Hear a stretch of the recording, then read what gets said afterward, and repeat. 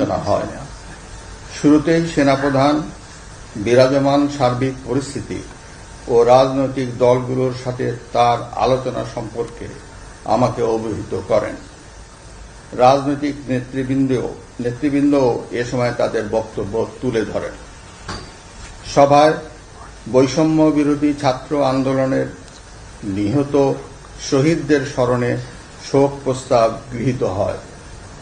এছাড়া জরুরি ভিত্তিতে একটি অন্তর্বর্তীকালীন সরকার গঠনের সিদ্ধান্ত নেওয়া হয়।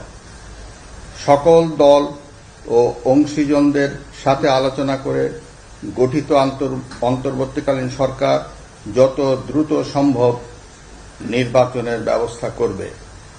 বৈষম্য বিরোধী ছাত্র আন্দোলন ও বিভিন্ন মিথ্যা মামলায় আটকসহ সকল বন্দীদের মুক্তি দেওয়া হবে।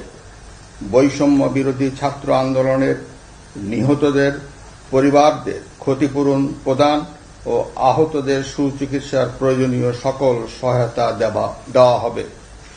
সর্বসম্মতিক্রমে বিএনপির চেয়ারপারসন বেগম খালেদা জিয়াকে মুক্তি দেওয়ার সিদ্ধান্ত নেওয়া হয়।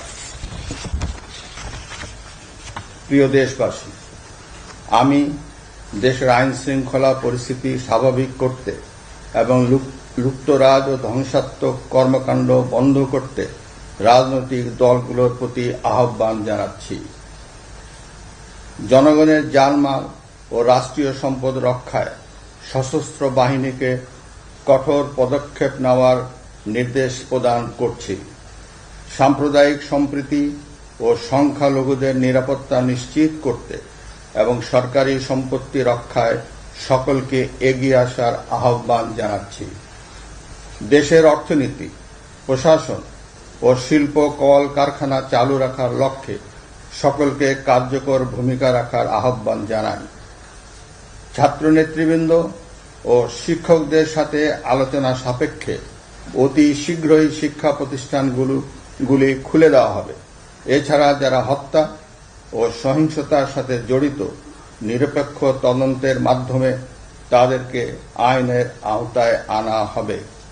গণপ্রজাতন্ত্রী বাংলাদেশের সংবিধান অনুযায়ী অনতিবিলম্বে বর্তমান সংসদ বিলুপ্ত করা হবে। দেশের সকল অফিস আদালত আগামীকাল থেকেই স্বাভাবিকভাবেই চলবে।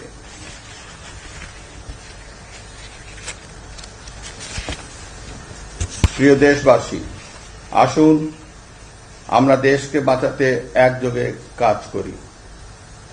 পারস্পরিক হিংসা বিদ্বেষ ভুলে ও প্রতিহিংসার ঊর্ধ্বে উঠে দেশকে এগিয়ে নিতে নিজ নিজ অবস্থান থেকে ভূমিকা রাখার জন্য আমি বিনয়ের সাথে আপনাদের প্রতি অনুরোধ করছি।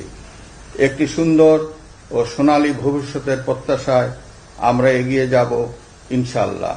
মহান আল্লাহ আমাদের সহায় হন। খোদা হাফেজ।